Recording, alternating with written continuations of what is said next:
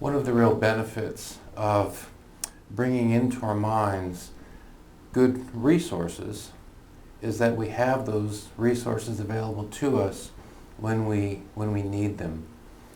Aristotle, sort of in passing, proposes the idea that a person who is his or her own good friend will want to fill the mind with good resources.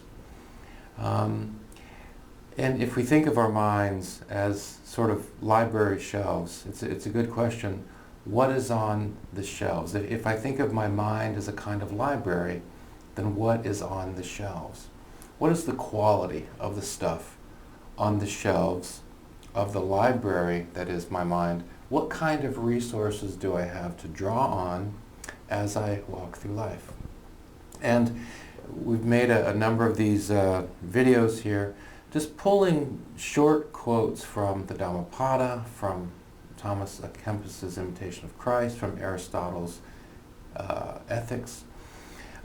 We've pulled short quotes from these books and brought in quotes from other sources to reflect on certain themes.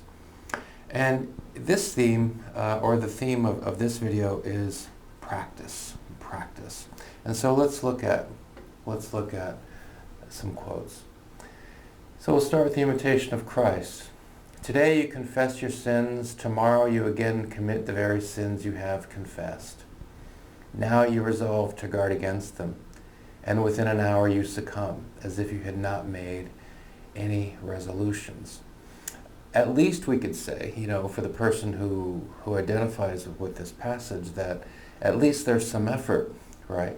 I want to be, I want to be more trustworthy. I want to be more disciplined. I want to be more reliable. I want to be more truthful, right? I want to be more mindful of other people, etc. And I realized that I failed, and I realized that I failed, and I realized that I failed. Maybe I also realized I succeeded, but we tend to focus more on failure, right? So at least we could say that the person who identifies with this passage wants to make progress, right?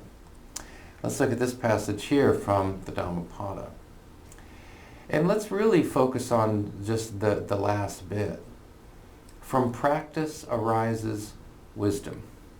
From not practicing, decrease of wisdom. If you want wisdom, you've got to practice. If you don't want wisdom, well, that's actually pretty easy. Don't do anything, right? But if you want wisdom, you have to practice. Let's look at that first part. If at the time for striving he does not strive. If there's a time to act, I need to be a wiser person, a more disciplined person, a more reliable person.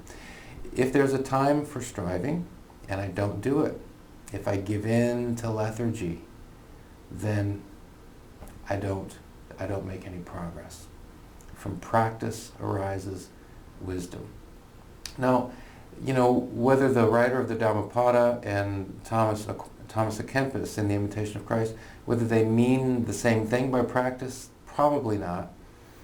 Having said that, though, we could talk about practicing meditation and practicing, the three-point shot in basketball, and these things are very different. But they do, though, of course, have in common focus, intention, and repetition, working at something, practicing.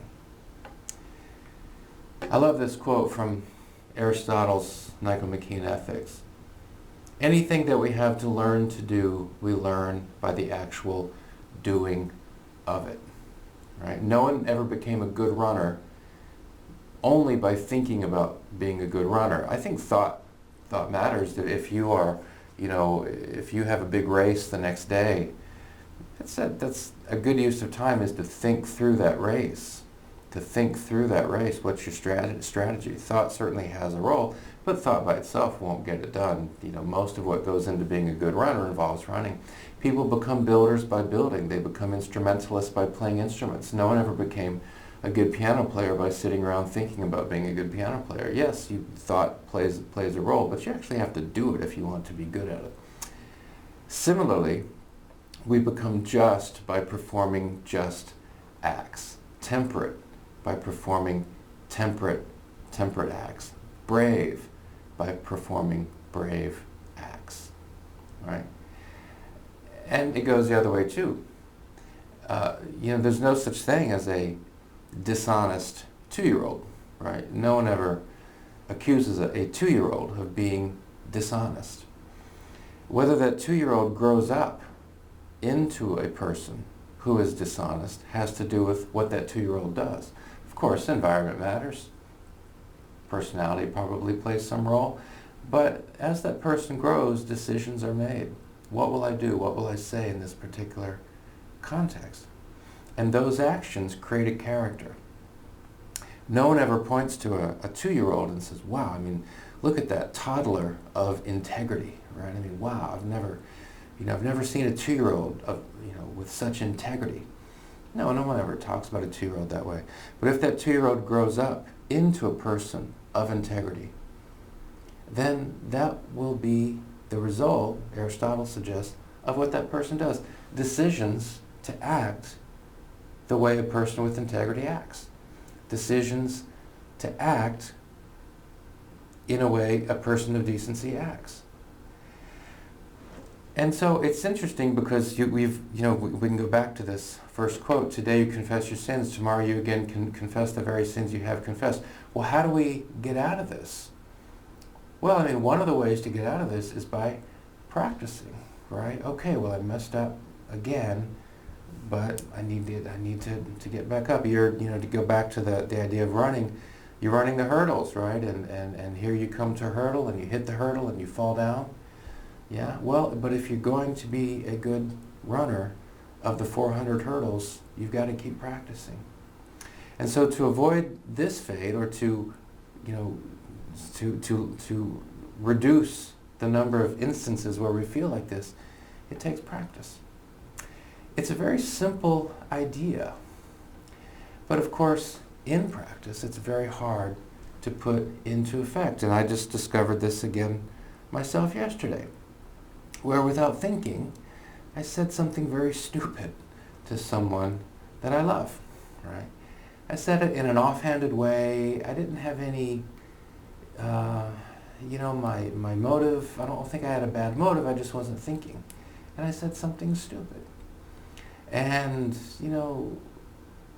as soon as it came out of my mouth, I thought, oh, wow, that was a stupid thing to say. Why did I say that? And then, as the minutes went by, I sat down and that feeling of heaviness just came over me. Why did I say something so stupid, right? And I was just reminded that, you've got to keep practicing. You've got to keep practicing. You've got to keep practicing. And probably no one ever gets to a place of perfection, or certainly no one ever gets to a place of perfection, not in this world. But we want to keep practicing. We want to keep practicing. If we want to be people of integrity, it's not a matter of accident, it's a matter of practice. If we want to be trustworthy people, it's not a matter of accident, it's a matter of practice.